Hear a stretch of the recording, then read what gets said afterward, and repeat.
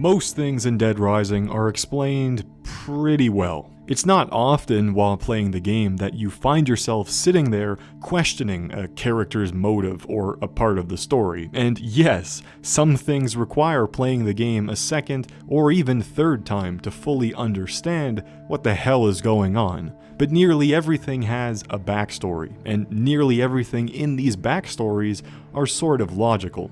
And in a game about zombies, that's saying a lot. That is until you meet the True Eye Cult. They are basically the only thing in the game that isn't explained. The only thing that doesn't have a backstory. It doesn't matter how much you play the game, there isn't much you can learn about them. They aren't necessarily a boss, per se, yet they have their own leader, which is a boss fight. The cult members themselves are just there. You don't have to interact with them. I mean, sure, they get in your way, and they will engage with you if you get close, but otherwise, they don't mean much to you, and they certainly don't mean anything to the game's main story. The trenchcoat goons are basically the same exact thing as the Special Forces soldiers. They are like a side boss. They get in your way, but they don't get a cutscene when you kill one of them. They are basically the same thing as zombies, just they use weapons and have much smarter AI. But they are no more important than the zombies. The Special Forces are the pawn of Brock, and the Trenchcoats are the pawn of Sean. But what's their purpose in Dead Rising if they're used so sparingly? They are such a memorable part in the game, yet the story doesn't even want you to remember them.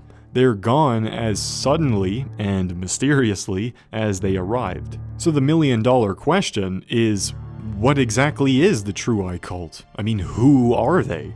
Well, that's very hard to answer. Their backstory is told to us in only 2 cutscenes, and it's hinted that they were just some secret extremist group who lived among Willamette. The group is comprised of just civilians around the town, male or female. And it seems like they have decided to take advantage of the zombie outbreak to practice their religion in a public setting, and that the reality of the dead now walking among the living probably gave them all the proof they needed to take their satanic practices to the next step, which for them was sacrificing the living. They believe that if they were to kill people who weren't a member of their group, that they would at least spare them from the virus, and that this then gave the group some moral high ground where they should be allowed to kill anyone they wanted in order to free them.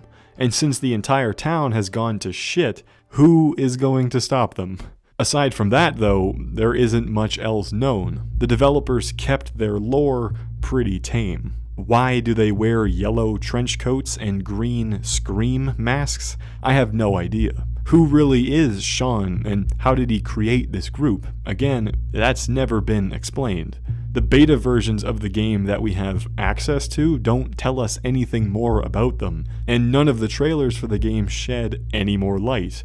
This group is a mystery, and perhaps that's exactly what Capcom wanted. They never wanted us to know more than we should about them. They probably thought it was cooler to have them be a mystery. What Capcom showed us in the final game is pretty much all the known backstory on them. The cult has no apparent involvement with the zombie outbreak, and I mean, how could they? Carlito was the one who brought the parasite to Willamette. Before that, nobody knew of the existence of zombies, so neither did the cult.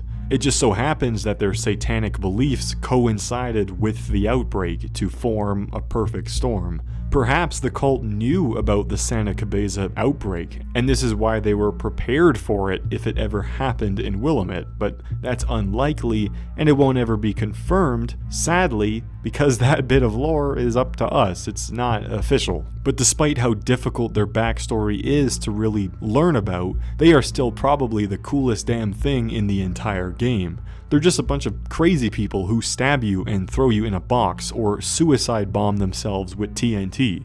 And even though they look kinda goofy, goddamn are they ever creepy looking. These color palettes are both weird, but also really effective. They stand out in the crowd of zombies saying their satanic chants. There's something about them that makes you want to avoid them. They're creepy as shit. And of course, you guys know there's no way I can make a video on the True Eye cult without talking about their history during the game's development. To me, that opens even more discussion on the lore of the True Eye cult. You see, when you look at these guys, you'd probably think they were added into the game quite later on in development, just so that the game could have something other than zombies attacking you, right? That makes total sense, but that's not the case.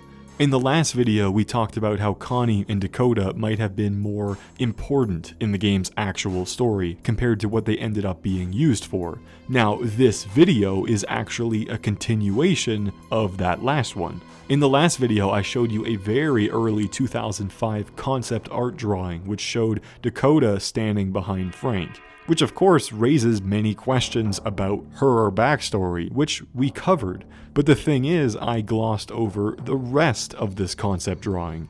It's a gold mine. There is so many things going on in here, it's insane. We have a very early rendition of Brad, we have Jesse and an unknown third DHS agent, we have an African-American version of Isabella, we have Sean, the cult leader, and, would you look at that, the Trenchcoat Mafia. What this tells us is that despite the millions of changes that Dead Rising went through in terms of gameplay and story, somewhere in 2005, before the creation of this artwork, the existence of a cult was planned out. That's incredible, because we know that a lot of things in Dead Rising were added into the game in the later months of development, but yet the True Eye cult has been there since the beginning. There could have been a more complex story involving the cult in 2005 compared to today. The True Eye cult might have had the same treatment as Connie and Dakota. In the original 2005 story of Dead Rising, for all we know, there was probably a much more fleshed out backstory on the entire cult. It's possible that their beta or concept version of their design might have been different as well. This concept art doesn't really tell us since it's in grayscale, however amazingly, in the files of the Las Vegas 2006 beta version of the game, I was able to find a set of 4 prototype textures of the trenchcoat enemies, and despite the fact it is merely a prototype, for some reason they had purple in their color palettes, and they had absolutely no mask at all. Now, it's not much to go off, as again, it's just a prototype. This right here is the earliest ever concept of their design, but still, it's pretty neat. Anyhow, it's kind of a shame, really, how little information we were given about the cult's backstory. I guess there's nothing to be upset about. The cult in Dead Rising served their purpose, to be another enemy for Frank, and to create another boss battle. But what I love about the cult in this game is that they are the one thing in Dead Rising that sets itself so far apart from everything else in the game. In a game about zombies, inevitably, everything revolves around the zombies. But the cult stood out from that. They had no involvement with the zombies. They were its own thing. And it's a shame that they were only given a bit of screen time when they could have been a huge integral part of the story. But I mean, they were brought back in Dead Rising 4, and it was just there to be fan service, and it was stupid as fuck. So maybe all we really needed in the end was 2 minutes of backstory and nothing more. You be the judge. Let me know what you guys think about the True Eye cult down below. Did they scare the shit out of you when you were younger? Well, you're not alone. Thanks for watching, and as always, subscribe for more.